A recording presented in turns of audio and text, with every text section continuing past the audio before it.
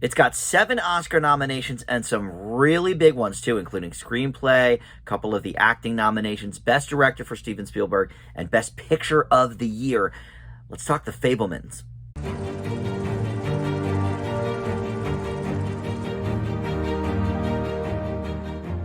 Hey guys, Dan here. This is Dan Reviews It. Welcome to my spoiler-free review for the film The Fabelmans. This was in theaters in November and December. It maybe is still in select theaters with the Oscar nominations, but really you can get it now at home on DVD and Blu-ray or on demand.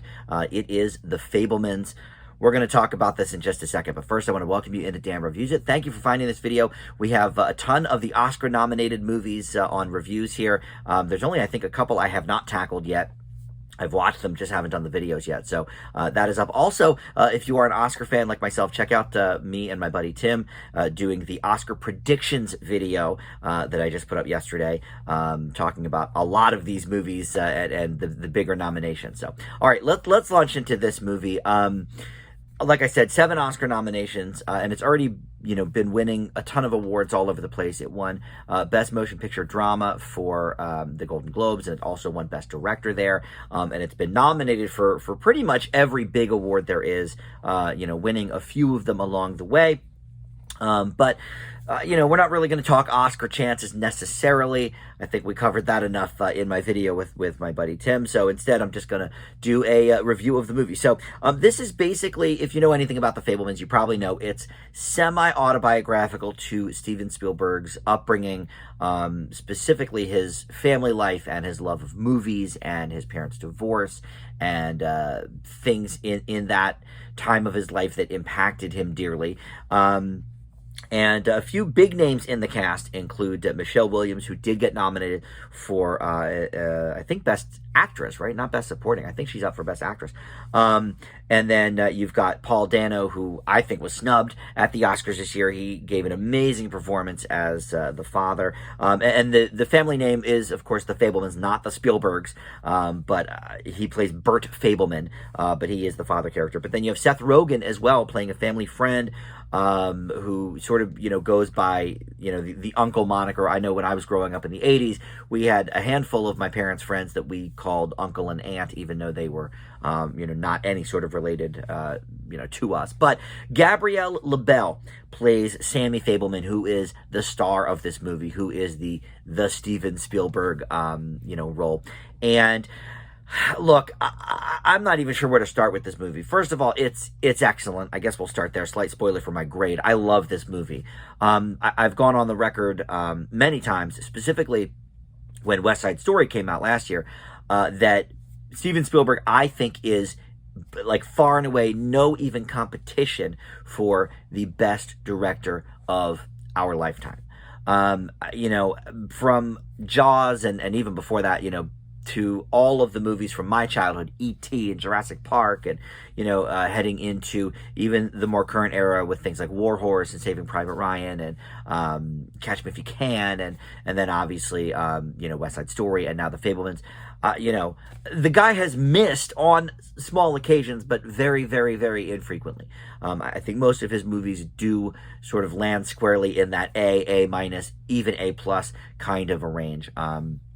So this movie is no exception to any of that. One of the things that Spielberg, I think, has always done well is get wonderful and convincing performances from children and teenagers and that kind of thing. And there's, no shortage of that here. Not only, Gabriel LaBelle gives an incredible performance. He could have been nominated as well.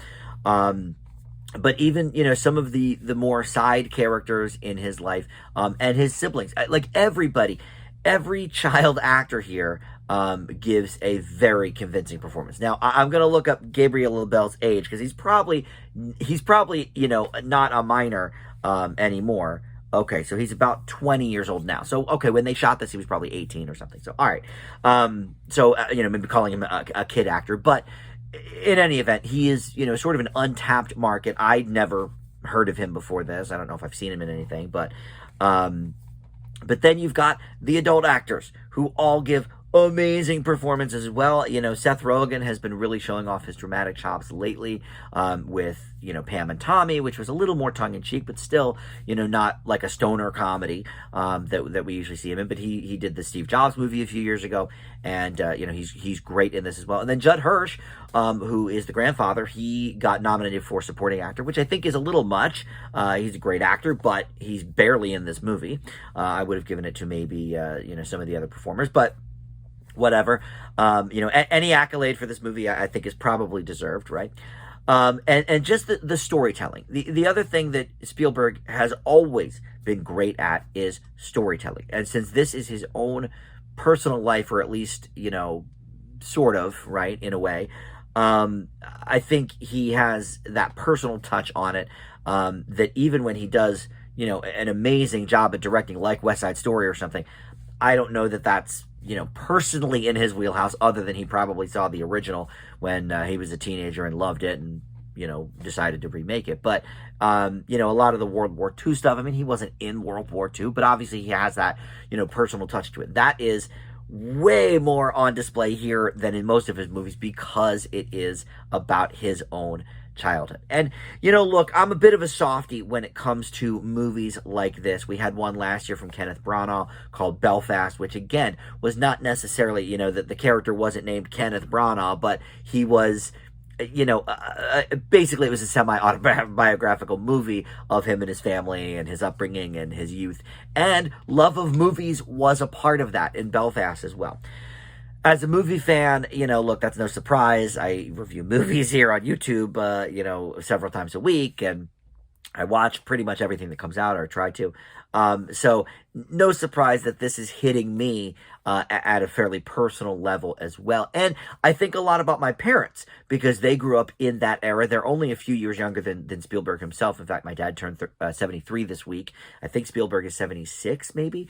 So, all within that kind of wheelhouse, and grew up in a similar setting. My folks' parents did not get divorced, but certainly I see a lot of threads from what I know of my parents' childhood in a movie like this, that I didn't quite see in Belfast, because that doesn't take place in America, so it's a little bit different of an upbringing, but definitely this one hit me hard. And that brings me to maybe the one negative of the movie, which I was talking to my buddy Tim about this movie a couple of days ago. It was within 24 hours of me seeing it. I mean, so it was fresh in my mind. And he said, I loved it, but will it have the same impact for somebody who doesn't love movies like we do? And, I have to say maybe it doesn't, but at the same time, it's a lot about, his passion for movies, and his mother's, sort of encouraging that side of him and everything. And, his dad maybe not being so on board, but there's a lot of things there. But you know what? At the same time, it's like, you look at The Wonder Years, for example, which is a show that, took place in the late 60s, and Kevin Arnold in that show was just a couple of years younger than my parents were. So they're sort of in the middle of both of these things. But, they grew up in the 60s and remembered a lot of those things. I didn't grow up in that era. And that, okay, it's not about movie making, but it's about some other things. And I related to that.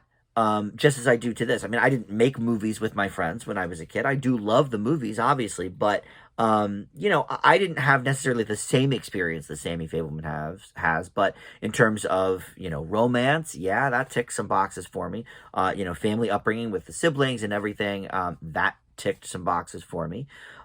So even though this is far removed from my own personal childhood, I can see a lot of things in it. Now, maybe someone who is a casual movie fan, who doesn't really care about the process, who doesn't really care about, they maybe see 2 movies a year, 3 movies a year or something. All right, sure. It may not impact them in the same way. But look, this is filmmaking at its finest. And the fact that Spielberg is still doing this in his 70s, 40-some, 50-some years, after he began, it's a testament to my point again, that he is just the best director of our times. And then we can't discount the score either. John Williams collaborating again on the score.